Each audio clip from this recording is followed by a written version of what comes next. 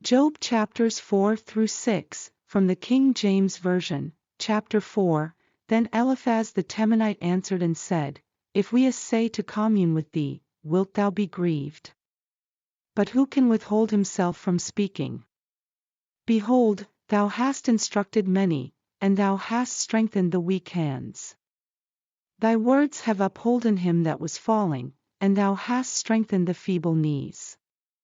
But now it is come upon thee, and thou faintest, it toucheth thee, and thou art troubled. Is not this thy fear? Thy confidence, thy hope, and the uprightness of thy ways? Remember, I pray thee, who ever perished, being innocent? Or where were the righteous cut off? Even as I have seen, they that plough iniquity, and sow wickedness, reap the same. By the blast of God they perish, and by the breath of his nostrils are they consumed. The roaring of the lion, and the voice of the fierce lion, and the teeth of the young lions, are broken. The old lion perisheth for lack of prey, and the stout lion's whelps are scattered abroad.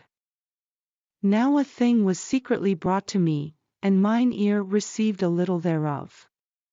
In thoughts from the visions of the night, when deep sleep falleth on men, fear came upon me, and trembling, which made all my bones to shake.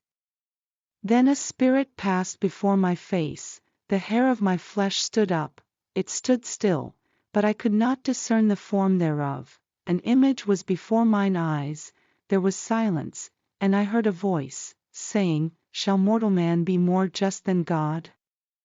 Shall a man be more pure than his Maker?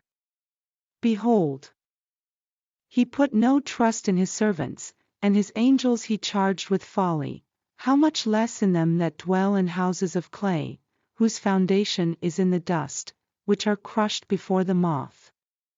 They are destroyed from morning to evening, they perish for ever without any regarding it. Doth not their excellency which is in them go away? They die, even without wisdom. Chapter 5. Call now, if there be any that will answer thee, and to which of the saints wilt thou turn? For wrath killeth the foolish man, and envy slayeth the silly one. I have seen the foolish taking root, but suddenly I cursed his habitation. His children are far from safety, and they are crushed in the gate, neither is there any to deliver them. Whose harvest the hungry eateth up, and taketh it even out of the thorns, and the robber swalloweth up their substance.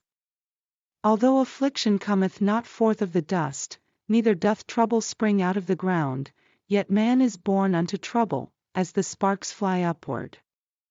I would seek unto God, and unto God would I commit my cause, which doeth great things and unsearchable, marvelous things without number, who giveth rain upon the earth, and sendeth waters upon the fields, to set up on high those that be low, that those which mourn may be exalted to safety.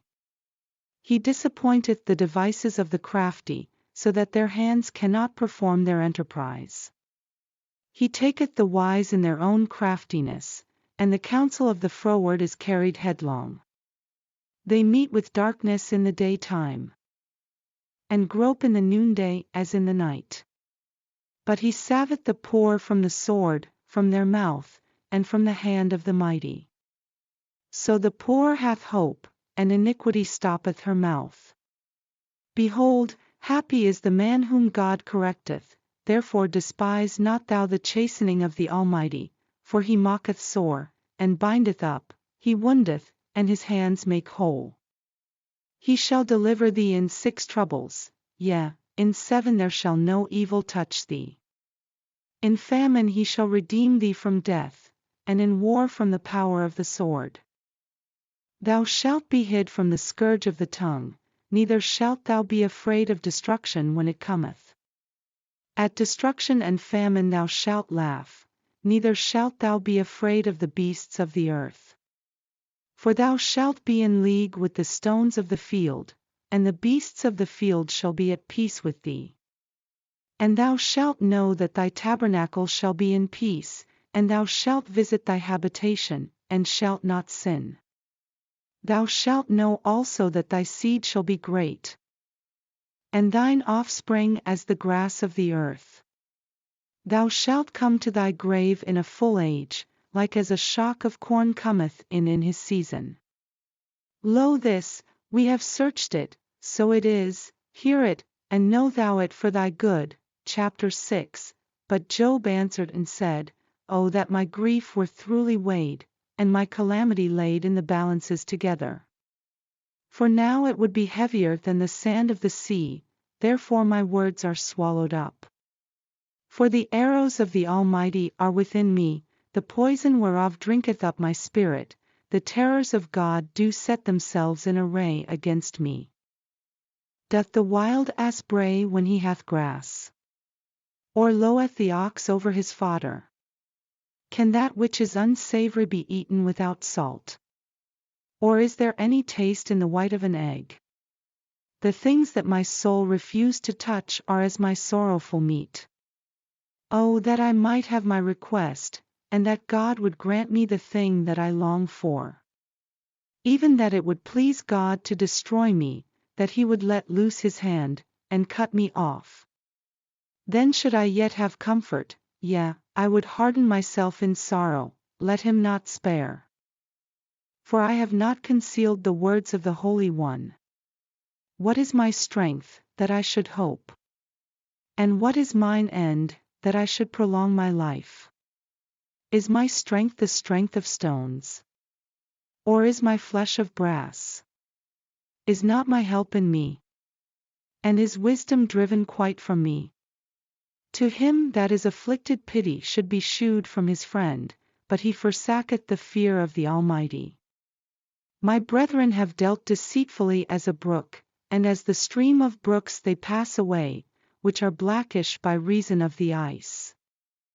And wherein the snow is hid, what time they wax warm, they vanish, when it is hot, they are consumed out of their place. The paths of their way are turned aside, they go to nothing, and perish. The troops of Tema looked, the companies of Sheba waited for them. They were confounded because they had hoped, they came thither, and were ashamed. For now ye are nothing, ye see my casting down, and are afraid. Did I say, bring unto me? Or, give a reward for me of your substance? Or, deliver me from the enemy's hand? Or, redeem me from the hand of the mighty?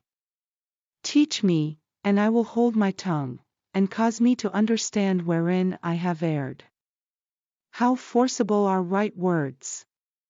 But what doth your arguing reprove?